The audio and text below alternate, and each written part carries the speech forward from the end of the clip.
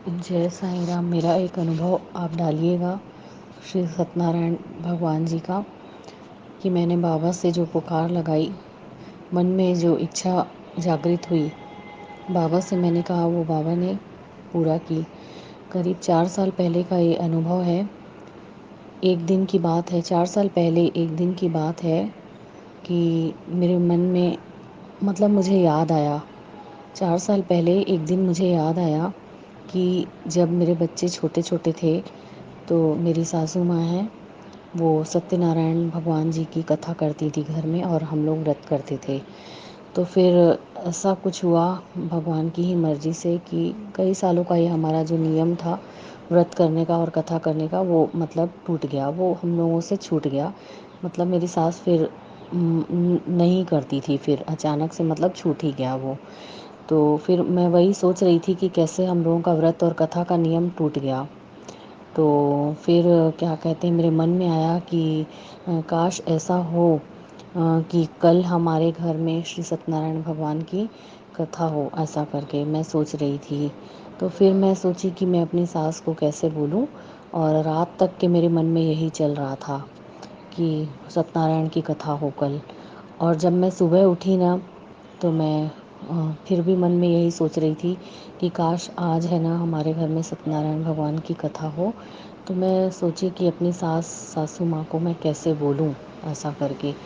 और सुबह में ही ऐसा करके कैसे बोलूँ, उठी तो मैं नाश्ता बनाते बनाते सोच रही थी।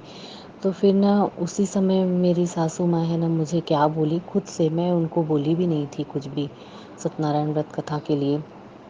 मेरी सासू माँ मुझे बोली, जब मैं नाश्ता बना रही थी, तो बोली कि पूनम, और ना आज ना मैं सत्यनारायण जी की कथा कराऊंगी, और मैं जा रही हूँ गुरुद्वारा जाती हूँ, तो मैं वहाँ ब्राह्मणी है ना जो बैठती हैं मंदिर में, माता के मंदिर में, उनको बोल के आऊँगी कि वो सत्यनारायण जी की कथा हमारे घर में आके करेंगी।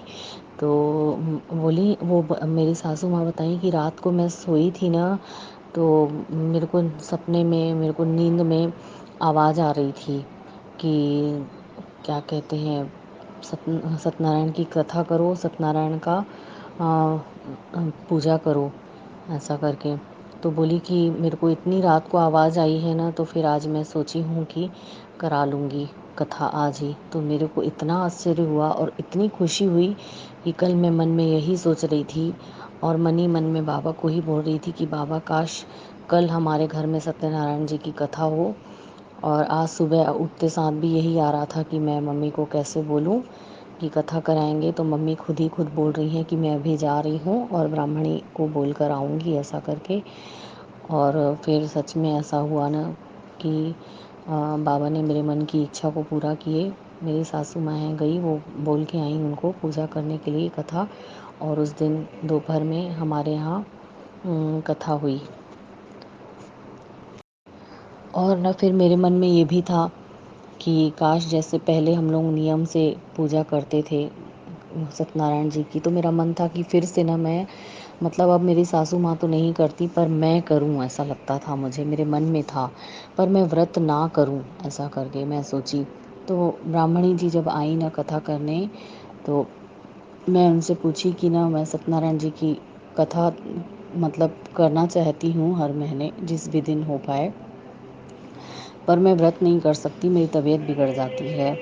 तो वो बोली कि हाँ तुम बिल्कुल कथा कथा करो, और बिल्कुल जिस दिन भी तुम्हारा मन हो उस दिन करो, ऐसा। और ये ज़रूरी नहीं है कि तुम व्रत रखो, व्रत रखने के लिए भी अपनी श्रद्धा होनी चाहिए। अगर श्रद्धा नहीं है व्रत के लिए तो मत करो, और कथा ही करने की श्रद्धा है तो तुम कथा ही करो, मतलब भगवान जी की अच्छे मन से।